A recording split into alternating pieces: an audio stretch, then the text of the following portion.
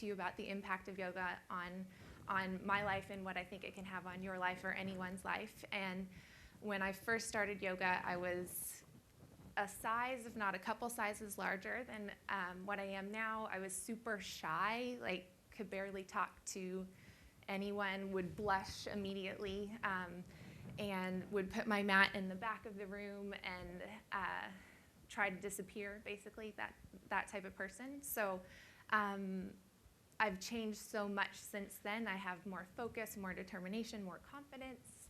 I'm here today, so I'm still alive, right? So that's my experience, and I'll share with you what I've learned so far. So I want to talk to you about how yoga can change your life, why it does that, just a little bit of the background of yogic philosophy, including the eight limbs of yoga, and then what's it like to have a practice in modern day, how we are today, and then how you can start your practice, and then just the people that I've been introduced to in my experience, and how yoga has impacted their life.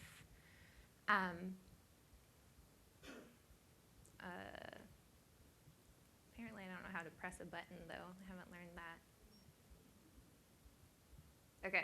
Okay, why, or no, I skipped one.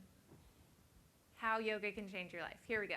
So to clarify, there's many different types of yoga, and there's everything from power yoga or hot yoga where it's 105 degrees and you're just sweating, and that's the main thing, I think.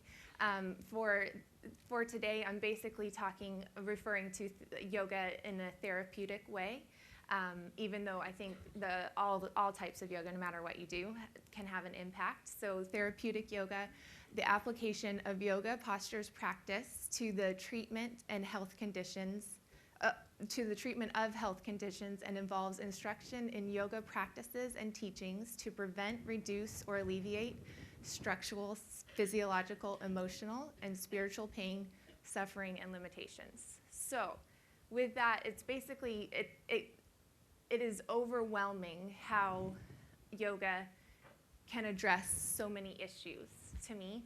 I think that's the coolest thing. And I've also really liked it because I think it's kind of like a sneak attack. You can just kind of go. It's a great way to start any sort of life change, fitness goals, address any of those things, and you barely realize that you're having as big an impact as you maybe can or will experience with practice.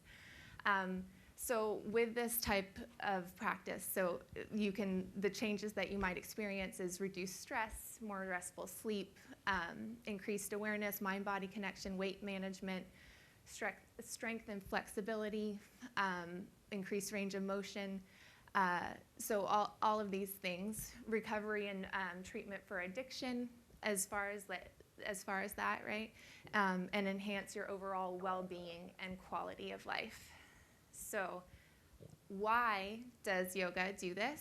Is, first of all, this is kind of the sneak attack idea, is you just have, yoga, you're concentrating internally, so you have more awareness in general of your body, your system. So with that new awareness, you can kind of start making decisions that just make you feel better, right? So you want, before you start yoga, maybe a Big Mac is going to make you feel really good. But however, you start practicing, you start going to class, you go to class right after you have a Big Mac and your stomach hurts and you just don't feel well. So maybe the next time you're going to eat some fruit or a lighter meal or something like that, or drink more water. It just kind of is a domino effect of you just want to feel good. And so the shift, ideally you have the shift from what feels good is a Big Mac to what feels good aligning more with health and wellness in general. It also decreases the stress response. And a lot of what we've already heard today is resetting your central nervous system. So when you're in a yoga class, the main thing is pairing breath with movement. And with that pairing, you are shifting from the sympathetic nervous system, the fight or flight response, to the parasympathetic nervous system. And that has effects all over your system and can just be wildly impactful. And so it also can lead to increased serotonin levels and gene activation immune response. They actually did a study recently where they, I think it's general knowledge that just relaxation or like a walk through the park or any sort of like moderate fitness can have an impact on gene expression. So they did a study where they had 2 days of a group of people going for a walk and listening to classical music, and then 2 days of a group of people doing yoga and meditation, and then drew blood both before and after. And so what they found is, first of all, both activities had an effect on gene expression, specifically the immune response. And it happened immediately. And in the walking and classical music situation, they, I think it was something like 38 genes were activated. In the yoga situation, it's 111 genes, and they shared about 14 genes. So it just shows that it's having that full body impact. It's having a positive effect on your immune response, and it's the fact that yoga does it in such a higher number has implications on just the overall full body holistic health benefits that you can receive. Also the gradual loosening of muscles and joints. So in a lot of poses, you're restricting blood flow by either twisting or holding a pose. And after that restriction, blood rushes in, highly oxygenated blood. It clears out the cartilage in a lot of situations, so it helps with arthritis, osteoporosis, back pain, et cetera, et cetera, et cetera. So the yogic philosophy, a quick overview. The word yoga, it comes from the root of the word to, which means union or to yoke and to join, and you're directing your consciousness inside. So it's a 3,000-year-old practice. It's been around forever.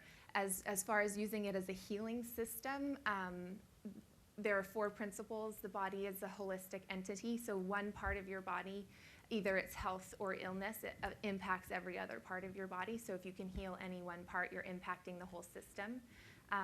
Individuals and their needs are unique, and yoga can be tailored to meet anyone's needs. It's self-empowering. The student is his or her own healer. You can't just sometimes oppose. You can only do it for your body, and everybody's different. And then quality of mind is crucial to healing. So if you have either the positive or negative mindset, that is wildly impactful on every other life situation. So ideally, you can cultivate a positive mindset and help yourself in immeasurable ways, I guess. So Patanjali's Yoga Sutras, it's what most yoga here in westernized yoga, I would say, is based on. Is basically the authoritative text on yoga. I'll just talk to you just for 1 second about it, because first of all, there's 96 sutras. Only 3 of them mention asana, which is the actual physical postures of yoga. And the rest are just kind of like ethical code and maybe self-discipline in order to reach the goal of health and happiness, I would say. I can't get this to change again, so I apologize. Here we go. So just really quickly, this shows the extent of how yoga can be a holistic practice, right? And you can see asana is number 3 here, and it's only that one small part. So basically, anything that you can do can have an impact on your life and can be counted as yoga. You don't actually have to be stretching in a class. It's just a mindful practice.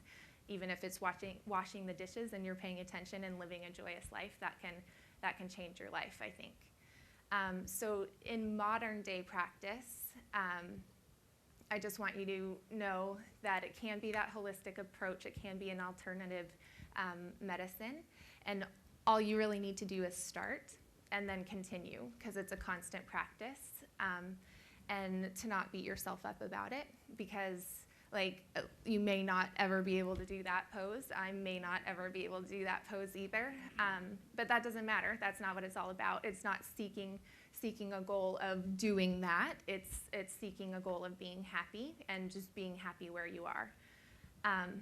So logistics, how do you start? You don't need to be flexible. It's not a prerequisite. That's why you do yoga, because you're wanting to increase your flexibility. You can practice as often as you want. If you do it once a month, I still think that's better than nothing. If you do it 5 times a week, I think that's awesome as well. So you can just do whatever works. You're never too old or too young or too out of shape or too in shape.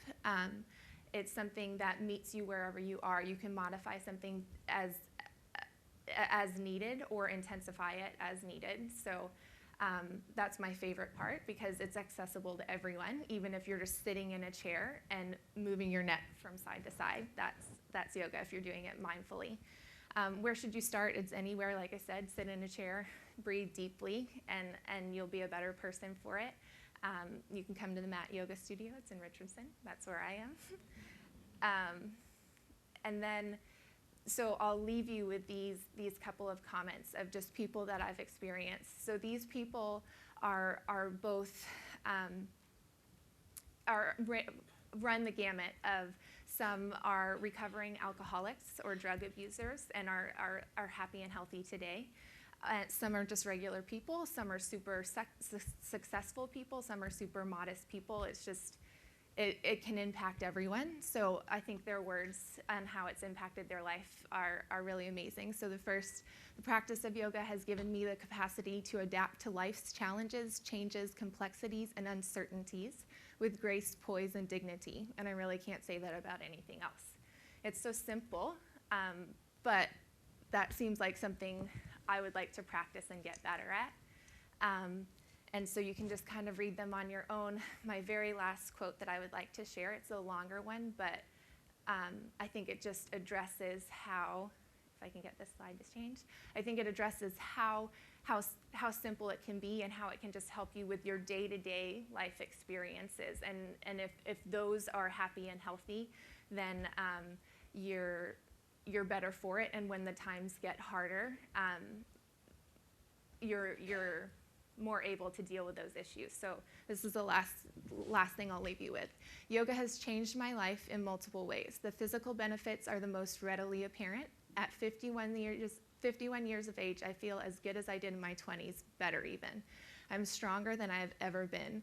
More impactful, however, are the subtle but more meaningful effects I have experienced. I sleep well every night. I no longer grind my teeth. I'm less critical of myself and others. I feel more spiritually connected than I ever have. I am in a community of like-minded people who are happy, positive, and love and support each other.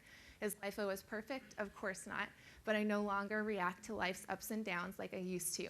Yoga has given me the tools to have a happier, healthier life right now, and to have the tools to continue to enjoy this life for many years to come. So I hope you guys can experience an impact like this or anything similar.